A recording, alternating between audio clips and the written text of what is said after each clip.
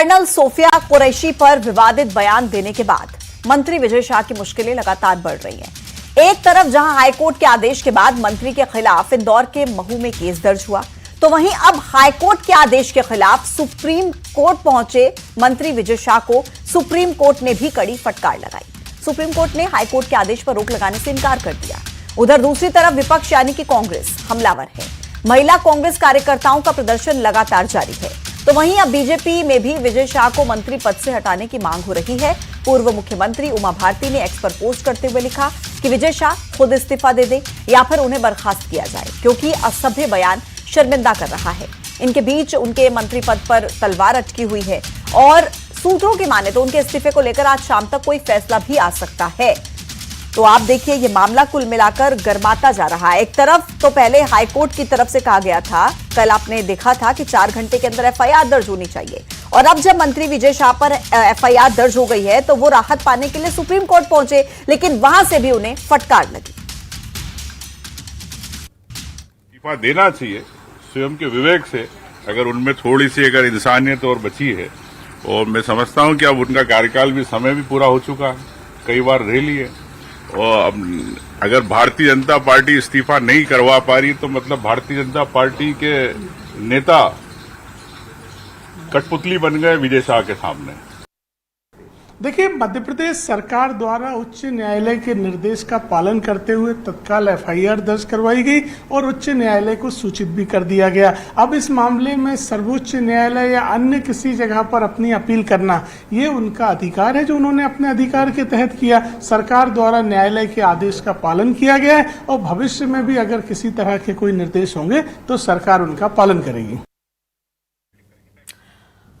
तो कुल मिलाकर आपने देखा कि सुप्रीम कोर्ट से भी विजय शाह को फटकार लगी है और सुप्रीम कोर्ट ने हाई कोर्ट के जो आदेश था उस पर भी रोक लगाने से साफ तौर पर इनकार कर दिया। यानी कि अगर कानूनी तौर पर आप देखेंगे तो विजय शाह की मुश्किलें बढ़ रही हैं, लेकिन दूसरी तरफ विपक्ष की तरफ से भी इस पूरे मामले को लेकर बीजेपी से यह कहा जा रहा है कि आप अपने मंत्री का इस्तीफा लीजिए, क्योंकि उन्होंने इस भाषा का इस्तेमाल किया है। और ना सिर्फ विपक्ष की तरफ से, बल्कि अब जैसा मैंने आपको पहले भी बताया कि पूर्व मुख्यमंत्री उमा भारती की तरफ से भी ये कहा गया एक्स पर पोस्ट करके कि या तो विजय शाह खुद इस्तीफा दे दें या फिर उन्हें बर्खास्त किया जाए।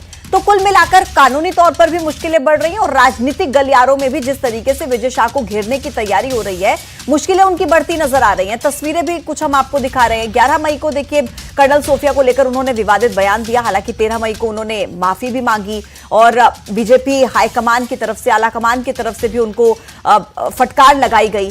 अब ऐसे में जब ये मामला हाईकोर्ट तक पहुंचा, हालांकि हाईकोर्ट ने स्वतः ही इस पूरे मामले पर संज्ञान लिया है, तो हाईकोर्ट की तरफ से कल ये कहा गया कि भाई 4 घंटे के अंदर विजय शाह पर एफआईआर दर्ज होनी चाहिए। जिसके बाद मैं आपको ये बता दूं कि 3 धाराएं लगी हैं, 152, 196, 1B और 197, 1C, जिसके तहत ये एफआईआर दर्ज की गई और तीनों गंभीर धाराओं की श्रेणी में आती हैं।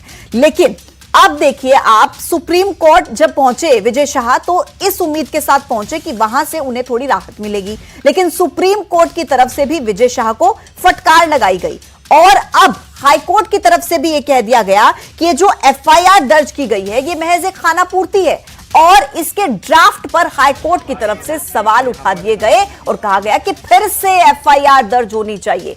यानी कि मामला जो है ये गरमा रहा है। कानूनी तौर पर आप देखेंगे, पहले हाईकोर्ट की फटकार, फिर सुप्रीम कोर्ट की फटकार और फिर दोबारा से हाईकोर्ट की फटकार।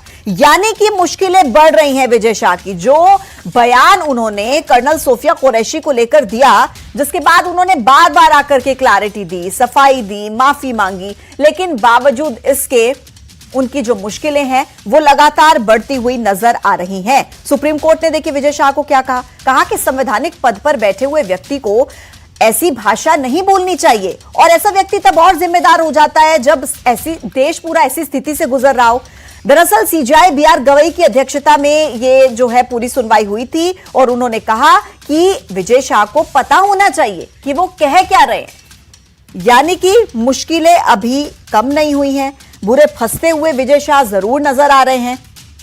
हाईकोर्ट ने भी विजय शाह के बयान को अपमानजनक बताया था और कहा था कि उनके खिलाफ एफआईआर दर्ज होनी चाहिए और सुप्रीम कोर्ट ने भी फिर यह कह दिया कि मंत्री होकर ऐसी भाषा का वो इस्तेमाल कर रहे हैं। क्या एक मंत्री के लिए इस तरह के बयान देना उचित है?